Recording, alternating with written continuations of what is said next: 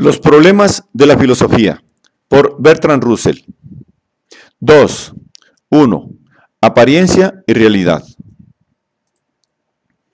¿Hay en el mundo algún conocimiento tan cierto que ningún hombre razonable pueda dudar de él? Este problema, que a primera vista podría no parecer difícil, es en realidad uno de los más difíciles que cabe plantear. Cuando hayamos examinado los obstáculos que entorpecen el camino de una respuesta directa y segura, nos veremos lanzados de lleno al estudio de la filosofía, puesto que la filosofía es simplemente el intento de responder a tales problemas finales, no de un modo negligente y dogmático, como lo hacemos en la vida ordinaria y aún en el dominio de las ciencias, sino de una manera crítica, después de haber examinado lo que hay de embrollado en ellos y suprimido la vaguedad y la confusión que hay en el fondo de nuestras ideas habituales. En la vida diaria aceptamos como ciertas muchas cosas que, después de un análisis más riguroso, nos aparecen tan llenas de evidentes contradicciones, que solo un gran esfuerzo de pensamiento nos permite saber lo que realmente nos es lícito creer. En la indagación de la certeza, es natural empezar por nuestras experiencias presentes, y, en cierto modo, no cabe duda que el conocimiento debe ser derivado de ellas. Sin embargo, cualquier afirmación sobre lo que nuestras experiencias inmediatas nos dan a conocer tiene grandes probabilidades de error. En este momento me parece que estoy sentado en una silla, frente a una mesa de forma determinada, sobre la cual veo hojas de papel manuscritas o impresas. Si vuelvo la cabeza, observo por la ventana edificios, nubes y el sol. Creo que el sol está a unos 150 millones de kilómetros de la Tierra, que a consecuencia de la rotación de nuestro planeta sale cada mañana y continuará haciendo lo mismo en el futuro, durante un tiempo indefinido. Creo que si cualquier otra persona normal entra en mi habitación, verá las mismas sillas, mesas, libros y papeles que yo veo, y que la mesa que mis ojos ven es la misma cuya presión siento contra mi brazo. Todo esto parece tan evidente que apenas necesita ser enunciado, salvo para responder a alguien que dudara de que puedo conocer en general algo. Sin embargo, todo esto puede ser puesto en duda de un modo razonable y requiere en su totalidad un cuidadoso análisis antes de que podamos estar seguros de haberlo expresado de una forma totalmente cierta. Para allanar las dificultades, concentraremos la atención en la mesa. Para la vista es oblonga, oscura y brillante. Para el tacto pulimentada, fría y dura. Si la percuto, produce un sonido de madera. Cualquiera que vea, toque la mesa u oiga dicho sonido, convendrá en esta descripción, de tal modo que no pueda surgir dificultad alguna. Pero desde el momento en que tratamos de ser más precisos, empieza la confusión. Aunque yo creo que la mesa es realmente del mismo color en toda su extensión, las partes que reflejan la luz parecen mucho más brillantes que las demás, y algunas aparecen blancas a causa de la luz refleja. Sé que si yo me muevo, serán otras las partes que reflejen la luz, de modo que cambiará la distribución aparente de los colores en su superficie. De ahí se sigue que si varias personas en el mismo momento contemplan la mesa, no habrá dos que vean exactamente la misma distribución de colores, puesto que no puede haber dos que la observen desde el mismo punto de vista. Y todo cambio de punto de vista lleva consigo un cambio en el modo de reflejarse la luz. Para la mayoría de los designios prácticos, esas diferencias carecen de importancia, pero para el pintor adquieren una importancia fundamental. El pintor debe olvidar el hábito de pensar que las cosas aparecen con el color que el sentido común afirma que realmente tienen, y habituarse, en cambio, a ver las cosas tal como se le ofrecen. Aquí tiene ya su origen una de las distinciones que causan mayor perturbación en filosofía, la distinción entre apariencias y realidad, entre lo que las cosas parecen ser y lo que en realidad son. El pintor necesita conocer lo que las cosas parecen ser. El hombre práctico y el filósofo necesitan conocer lo que son. Pero el filósofo desea este conocimiento con mucha más intensidad que el hombre práctico, y le inquieta mucho más el conocimiento de las dificultades que se hallan para responder a esta cuestión. Volvamos a la mesa. De lo establecido resulta evidentemente que ningún color parece ser de un modo preeminente el color de la mesa, o aún de una parte cualquiera de la mesa. Esta parece ser de diferentes colores desde puntos de vista diversos, y no hay razón alguna para considerar el color de alguno de ellos como más real que el de los demás. Sabemos igualmente que aún desde un punto de vista dado, el color parecerá diferente, con luz artificial, o para un ciego, para el color, o para quien lleve lentes azules, mientras que en la oscuridad no habrá en absoluto color, aunque para el tacto y para el oído no haya cambiado la mesa. Así, el color no es algo inherente a la mesa, sino algo que depende de la mesa, y del espectador, y del modo como cae la luz sobre la mesa. Cuando en la vida ordinaria hablamos del color de la mesa, nos referimos tan solo a la especie de color que parecerá tener para un espectador normal, desde el punto de vista habitual y en las condiciones usuales de luz. Sin embargo, los colores que aparecen en otras condiciones tienen exactamente el mismo derecho a ser considerados como reales. Por tanto, para evitar todo favoritismo, nos vemos obligados a negar que, en sí misma, tenga la mesa ningún color particular. Lo mismo puede decirse de la estructura del material. A simple vista se pueden ver sus fibras, pero al mismo tiempo la mesa aparece pulida y lisa. Si la miráramos a través del microscopio, veríamos asperezas, prominencias y depresiones, y toda clase de diferencias imperceptibles a simple vista. ¿Cuál es la mesa real? Nos inclinamos, naturalmente, a decir que la que vemos a través del microscopio es más real. Pero esta impresión cambiaría, a su vez, utilizando un microscopio más poderoso. Por tanto, si no podemos tener confianza en lo que vemos a simple vista, ¿cómo es posible que la tengamos en lo que vemos por medio del microscopio? Así, una vez más nos abandona la confianza en nuestros sentidos, por la cual hemos empezado. La figura de la mesa no nos da mejor resultado. Tenemos todos la costumbre de juzgar de las formas reales de las cosas y lo hacemos de un modo tan irreflexivo que llegamos a imaginar que vemos, en efecto, formas reales. Sin embargo, de hecho, como tenemos necesidad de aprender si intentamos dibujar, una cosa ofrece aspectos diferentes según el punto de vista desde el cual se la mire. Aunque nuestra mesa es realmente rectangular, parecerá tener, desde casi todos los puntos de vista, dos ángulos agudos y dos obtusos, aunque los lados opuestos son paralelos. Parecerá que convergen en un punto alejado del espectador, aunque son de longitud el más inmediato, el más inmediato parecerá el más largo. No se observan comúnmente estas cosas al mirar la mesa, porque la experiencia nos ha enseñado a construir la forma real con la forma aparente, y la forma real es lo que nos interesa como hombres prácticos. Pero la forma real no es la que vemos, es algo que inferimos de lo que vemos, y lo que vemos cambia constantemente de formas cuando nos movemos alrededor de la habitación. Por tanto, aún aquí, los sentidos no parecen darnos la verdad acerca de la mesa, sino tan solo sobre la apariencia de la mesa. Análogas dificultades surgen si consideramos el sentido del tacto. Verdad es que la mesa nos da siempre una sensación de dureza y que sentimos que resiste a la presión. Pero la sensación que obtenemos depende de la fuerza con que apretamos la mesa y también de la parte del cuerpo con que la apretamos. Así, no es posible suponer que las diversas sensaciones debidas a la variación de las presiones o a las diversas partes del cuerpo revelan directamente una propiedad de la mesa, sino a lo sumo que son signos de alguna propiedad, que tal vez causa todas las sensaciones, pero que no aparece realmente en ninguna de ellas. Y lo mismo puede aplicarse, todavía con mayor evidencia, a los sonidos que obtenemos golpeando sobre la mesa.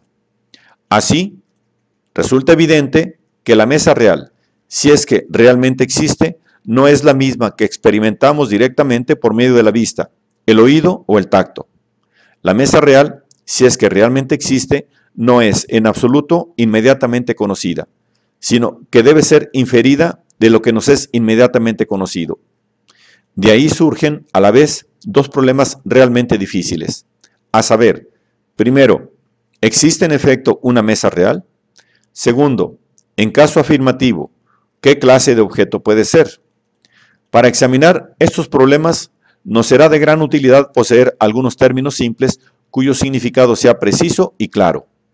Daremos el nombre de datos de los sentidos a lo que nos es inmediatamente conocido en la sensación. Así, los colores, sonidos, olores, durezas, asperezas, etc. Daremos el nombre de sensación a la experiencia de ser inmediatamente conscientes de esos datos. Así, siempre que vemos un color, tenemos la sensación del color. Pero el color mismo no es un dato de los sentidos. Pero el color mismo es un dato de los sentidos, no una sensación. El color es aquello de que somos inmediatamente conscientes, y esta conciencia misma es la sensación. Es evidente que si conocemos algo acerca de la mesa, es preciso que sea por medio de los datos de los sentidos. Color oscuro, forma oblonga, pulimento, etc., que asociamos con la mesa. Pero por las razones antedichas, no podemos decir que la mesa sea los datos de los sentidos, ni aun que los datos de los sentidos sean directamente propiedades de la mesa. Así, suponiendo que haya una mesa, surge el problema de la relación de los datos de los sentidos con la mesa real. A la mesa real, si es que existe, la denominaremos un objeto físico. Por tanto, hemos de considerar la relación de los datos de los sentidos con los objetos físicos. El conjunto de todos los objetos físicos se denomina materia. Así, nuestros dos problemas pueden ser planteados de nuevo del siguiente modo. Primero, ¿hay en efecto algo que se pueda considerar como materia? Segundo, en caso afirmativo, ¿cuál es su naturaleza? El primer filósofo que puso de relieve las razones para considerar los objetos inmediatos de nuestros sentidos como no existiendo independientemente de nosotros fue el obispo Berkeley, 1685-1753. Sus tres diálogos de Ilias y Filonus contra los escépticos y ateos se proponen probar que no hay en absoluto nada que pueda denominarse materia, y que el mundo no consiste en otra cosa que en espíritus y sus ideas. Hilas ha creído hasta ahora en la materia, pero no puede competir con Filonous, que le lleva implacablemente a contradicciones y paradojas, y da, al fin, a su negación de la materia casi la apariencia de algo de sentido común. Los argumentos que emplea son de valor muy desigual, algunos importantes y vigorosos, otros confusos y sofísticos. Pero a Berkeley corresponde el mérito de haber mostrado que la existencia de la materia puede ser negada sin incurrir en el absurdo, y que si algo existe independientemente de nosotros, no puede ser objeto inmediato de nuestras sensaciones. Dos problemas van envueltos en la pregunta de si existe la materia, y es importante ponerlos en claro. Entendemos comúnmente por materia algo que se opone al espíritu, algo que concebimos como ocupando un espacio y radicalmente incapaz de cualquier pensamiento o conciencia. Principalmente, en este sentido, niega Berkeley la materia. Es decir, no niega que los datos de los sentidos que recibimos comúnmente como signos de la existencia de la mesa sean realmente signos de la existencia de algo independiente de nosotros. Pero sí que este algo sea no mental, esto es, que no sea ni un espíritu ni ideas concebidas por algún espíritu. Admite que algo debe continuar existiendo cuando salimos de la habitación o cerramos los ojos, y que lo que denominamos ver la mesa nos da realmente una razón para creer que algo persiste aun cuando nosotros no lo veamos.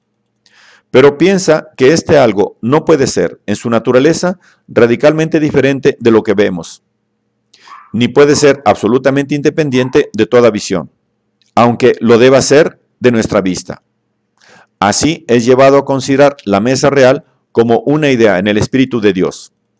Tal idea tiene la requerida permanencia e independencia de nosotros, sin ser, como sería de otro modo la materia, algo completamente incognoscible. en el sentido de que podría ser solo inferida, nunca conocida de un modo directo e inmediato. Otros filósofos, a partir de Berkeley, han sostenido que, aunque la mesa no dependa de su existencia, del hecho de ser vista por mí, depende del hecho de ser vista o aprendida de alguna otra manera por la sensación, por algún espíritu. No necesariamente el espíritu de Dios, sino más a menudo el espíritu total colectivo del universo. Sostienen esto, como lo hace Berkeley, principalmente porque creen que nada puede ser real. O en todo caso, nada puede ser conocido como real, salvo los espíritus, sus pensamientos y sentimientos. Podemos presentar como sigue el argumento en que fundan su opinión. Todo lo que puede ser pensado es una idea en el espíritu de la persona que lo piensa.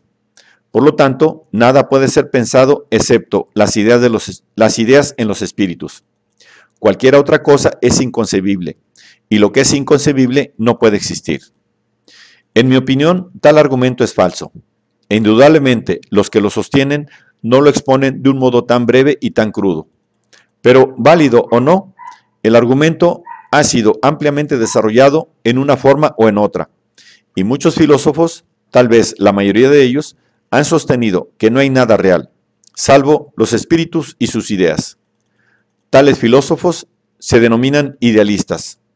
Cuando tratan de explicar la materia, dicen, o como Berkeley, que la materia no es otra cosa que una colección de ideas, o como Leibniz, 1646-1716, que lo que aparece como materia es en realidad una colección de espíritus más o menos rudimentarios. Pero aunque estos filósofos niegan la materia como opuesta al espíritu, sin embargo, en otro sentido, admiten la materia. Recordemos los dos problemas que hemos planteado, a saber, primero, ¿existe en efecto una mesa real? Segundo, en caso afirmativo, ¿qué clase de objeto puede ser? Ahora bien, Berkeley y Leibniz admiten que hay una mesa real, pero Berkeley dice que consiste en ciertas ideas en el espíritu de Dios, y Leibniz afirma que es una colonia de almas. Así, ambos responden afirmativamente al primero de nuestros problemas y solo divergen sus opiniones de las del común de los mortales en la contestación al segundo problema. De hecho, casi todos los filósofos parecen convenir en que existe una mesa real. Casi todos convienen en que, aunque los datos de los sentidos, color, forma, pulimento, etc., dependan en algún modo de nosotros, sin embargo, su presencia es un signo de algo que existe independientemente de nosotros, algo que difiere, tal vez, completamente de nuestros datos de los sentidos, y que, no obstante, debe ser considerado como la causa de los datos de los sentidos siempre que nos hallemos en una relación adecuada con la mesa real.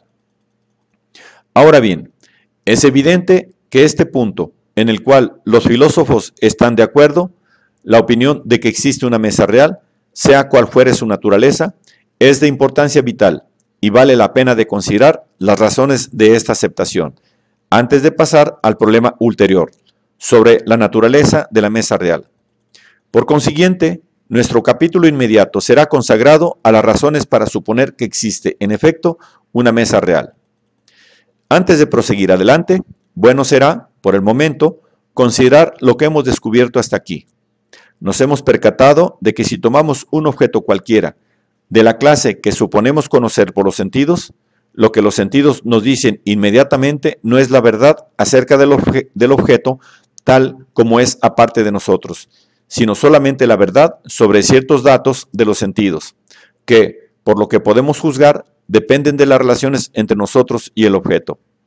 Así, lo que vemos y tocamos directamente es simplemente una apariencia, que creemos ser el signo de una realidad que está tras ella. Pero si la realidad no es la que aparenta, ¿tenemos algún medio de conocer si en efecto existe una realidad? Y en caso afirmativo, ¿tenemos algún medio para descubrir en qué consiste? Tales preguntas son desconcertantes, y es difícil saber si no son ciertas aún las más raras hipótesis. Así, nuestra mesa familiar, que generalmente solo había despertado en nosotros ideas insignificantes, aparece ahora como un problema lleno de posibilidades sorprendentes. Lo único que sabemos de ella es que no es lo que aparenta. Más allá de este modesto resultado, tenemos la más completa libertad conjetural. Leibniz afirma que es una comunidad de almas. Berkeley dice que es una idea en el Espíritu de Dios. La grave ciencia, no menos maravillosa, nos dice que es una colección de cargas eléctricas en violenta agitación. Entre estas sorprendentes posibilidades, la duda sugiere que acaso no existe en absoluto mesa alguna.